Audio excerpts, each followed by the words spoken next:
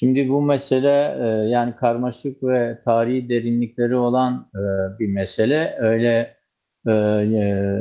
hafife alınarak ya da muhataplarla olması gereken düzeyde bir ilişki, bir diyalog ve aynı zamanda toplumsal hareketin, toplumsal güçlerin tümünü gözeten bir yerden onların ihtiyaçlarını çözecek bir yerden e, bakılmaması halinde sesimi duyuyorum ben de. Size geri gelen sesi kessinler lütfen. Kesildi. Buyurun devam edin lütfen. Evet, evet. Yani bu denli kapsamlı bir sorunda esas olarak sorunun yeni bir aşamaya ulaşmasında faktör güç devlet. Yani dünya tarihi örnekleri de böyle. Yani bir önceki 13-15 sürecindeki Kürt sorununda barış ve çözüm masasının oluşturulduğu koşullarda da bakıldığında meselenin toplumsal bir boyut kazanmış olması devletin güdük de olsa, yeterli olmasa da attığı bazı adımlarla mümkün olabilmişti. Devlet bunu daha sonra, iktidar bunu daha sonra bu masayı yıktı ama onun o dönem toplumda yarattığı etkiyi düşündüğümüzde burada iktidarın atması gereken adımların tarihsel değerde, tarihsel kıymetli olduğunu belirtmek gerekiyor. Şimdi bu sorunu devletin ortada yani özetlendi. Ben tekrara girmeyeyim. Bir tablo var. Yani Ekim ayından bugüne kadar süren ama daha sonra çeşitli adımların atıldığı yani hem İmralı'dan mektubun gönderilmesi hem işte PKK'nın kongresini toplaması, kongreden sonra ona uygun adımların atılmış olmasının karşılığının olması gerekiyor. Yani devlet eğer bunların karşılığını atmazsa karşılıklı güvenin tesis edilmesi oldukça güç olacaktır. Bu hem sadece iki muhatap arasındaki bir mesele olarak da düşünülmemesi gereken çok daha kapsamlı. Yani devletin Aynı buradan daha zamanda kapsamlı bir Bu aynı zamanda Kürt sorunun çözümü, yani bir anlamıyla bölgesel barışın da sağlanmasında bir teminata dönüşmez mi? Yani sadece Türkiye ve Kürdistan açısından değil, aynı zamanda bölge açısından da önemli bir durum değil mi?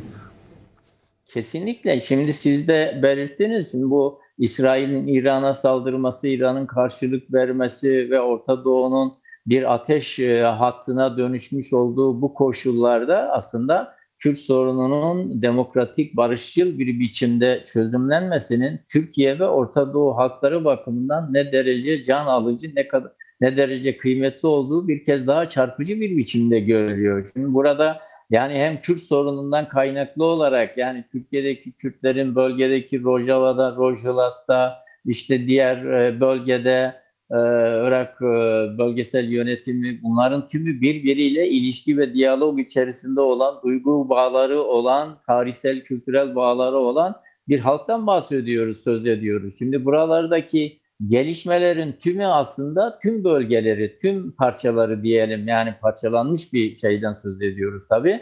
Dolayısıyla tümünü etkileyecek bir şey. Aynı zamanda ama Türkiye'de atılacak her adım bölgedeki bu ateş çemberini farklı bir biçimde bir vaha yaratmak gibi adeta çölde bir vaha yaratır gibi bir demokratik çözüme kapı aralamış olacak. Bu aslında bölge ülkelerinin yani savaş ve şiddetten beslenen baskı ve zulümden beslenen kendi halkları üzerinde iktidarlarını ancak zulm ederek ikame etme yolunu deneyenleri de zora sokacak bir durum olacaktır. Dolayısıyla Türkiye eğer bölgedeki bu gelişmeden etkilenmek istemiyorsa bundan bir tedirginliği söz konusuysa çünkü baştan beri aslında Devlet Bahçeli'nin bu meseleden hareketle bazı duyarlılıklar gösterdiğini herkes tespit edebiliyor. Herkes bunu konuşuyor bir biçimde. Yani bir devlet aklı diye bir şey söz konusu. O tartışılıyor, konuşuluyor ve bu daha çok da Devlet Bahçeli'nin tutumuyla eş anlamlı olarak ifade ediliyor. Ama aynı zamanda böyle bir konjektürel çıkarlara endekslenmiş olan seçim işte böyle bir kendi hesapları üzerinden bir anayasa meselesi gibi iktidar odaklı hesaplar içerisinde olanların aslında bu meseleyi ne kadar hafife aldıklarını ve oyalama sürecinin kendileri bakımından yeni vahim sonuçlara neden olabileceğini aslında bu gelişmeyle birlikte bir kez daha görmüş, anlamış ve algılamış olmaları gerekiyor. Dolayısıyla bunun Gelişmeler. sürece yayılması hem bölge bakımından hem Türkiye'nin iç meselesi bakımından hayati derecede önemli ki zaten yani Türkiye bunu işte bir kendi iç meselemiz, üçüncü ülkelerin dahil olmaması gerekir ve benzeri gibi bir yaklaşım da sergiliyor ki Kürt hareketi de buna da sorun çıkarmadan bir üçüncü göz, bir gözlemci ve benzeri aslında dünya çözümlerine bakıldığında genellikle üçüncü gözün başka bir hakem rolü ve benzeri gibi şeylerden söz etmek mümkün. Ama bu da olabilir. Bu da bir yöntemdir. Fakat Türkiye şimdi bunu, Türkiye'deki yönetim, iktidar bunu hem içeride bir beklenti, giderek güvensizliğin artmasına neden olacak gelişmeler oluyor. Hukuki olarak hiçbir adım atılmıyor. Bu infaz yasasıyla beraber mesela büyük bir duygu kırıklığı yaratıldı toplumda. 30 yıllıkların bile bahanelerle bırakılmaması, yani bunların hasta tutsakların bırakılmaması, yaşlı tutsakların bırakılmaması, yani bir yandan bir barıştan, çözümden atılacak adımlardan söz ediliyor. Taraflardan biri bunun için evet bir adım atmak eğilimi, yönelimi gösteriyor, kararlılık gösteriyor ama diğer Dedikleriniz, taraftan tüm bu dedikleriniz aynı zamanda bir süreci zamana yayma, kendi çıkarlarına uygun hale getirme girişimleri olarak yorumlanamaz mı? Bu aynı zamanda provokatörlerin elini de güçlendirmez mi? Şimdi kesinlikle bu böyle ama yani bu konuda tam bir hesap yapılmış mı?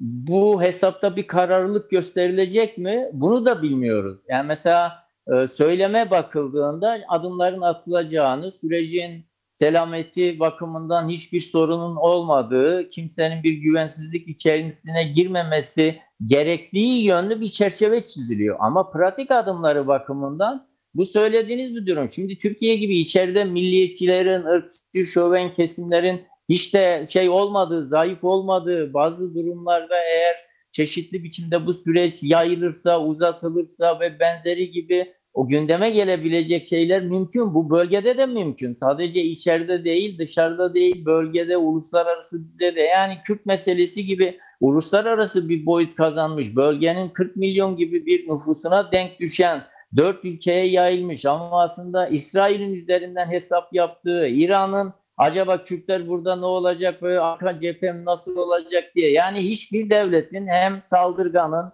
hem saldırıya maruz kalanın, ona yanıt vermeye çalışanın kendileri her biri birer diktatör, her biri birer hegemonya peşinde olan iktidarlar olduğundan dolayı bunların da nasıl bir tutum, nasıl bir eğilim ve yönelim göstereceği ve olayı nasıl bir boyut kazanacağını kestirmek oldukça güç. O bakımdan Türkiye'deki iktidarın yani Ekim'den bu yana ama özellikle Mart'tan bu yana daha da hızlanmış olan atılan adımlardan kaynaklı olarak gelişmelerin iktidar tarafından böyle konjektürel hesaplar, kısa vadeli parti çıkarı, partinin ömrünü uzatmaya yönelik değil. Bu Türkiye halklarını ilgilendiren bir mesele. Türkiye halkının geleceğini, Türkiye halklarının geleceğini, Kürdü, Türkü, Lazı, Çerkezi, Alevisiyle, Sünnisiyle bir bütün olarak eğer gerçekten Türkiye bu İsrail'in yarattığı ve Orta Doğu'yu bir ateş çemberine, bir ateş topuna çevirmiş olan bir gelişmelerden muaf olacaksa, buralara dahil olmama gibi bir durum söz konusuysa, bundan İsrail'den endişe duyduklarını söyleyenler söz konusuysa, İsrail karşıtı, İsrail'in Gazze'deki girişimleri, İsrail'in Hamas'a karşı, İsrail'in Hizbullah'a, Haçlı Şabi'ye, öbürüne, yani tüm buralardan ders çıkarılmıyorsa ya da biz buralardan ders çıkarıyoruz, barışalım deniyor ama barışı da bir teslimiyet gibi, bir boyun eğme gibi, bir demokratik adımların atılmaması meselesi gibi ele alarak adım atılacağını beklemiş olmak da herhalde çok mümkün değil. Bunun ne yazık ki insan kaygıyla bakıyor. Bunun sonuçlarının kaygı verici boyut kazanmaması için tez zamanda adımların atılması gerektiğini düşünmekteyim.